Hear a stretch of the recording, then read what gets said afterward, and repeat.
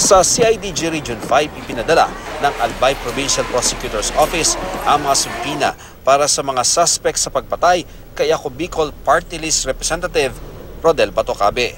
Kasama sa mga subpina na ito ay ang kay Mayor Carlvin Baldo na itinuturo ng gunman na sina Henry Yuson at iba pang suspect na siya umanong mastermind sa krimen.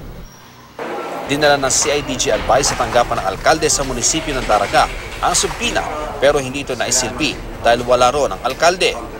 Nagtungo ang CIDG Albay kasama ng mga miyembro ng Daraga Police sa bahay ni Baldo pero nasa meeting daw siya. Ang kanyang ina ang tumanggap ng subpina.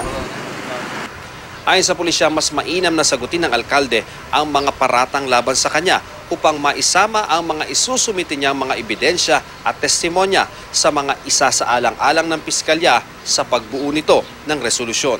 Nakasaad sa subpina na kailangang magsumite ng tugon ng alkalde at respondent ng tugon sa loob ng 10 araw at kailangan daw panumpaan ang magiging tugon sa piskalya ng Albay.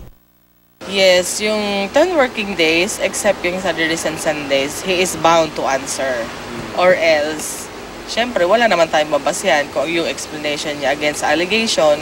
So, magbe-base yung ating fiskalya or yung prosecution doon sa mga statement ng ating mga witnesses.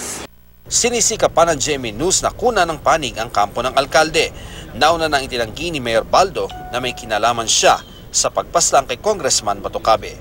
Mula sa Albay, Ian Cruz, GMA News.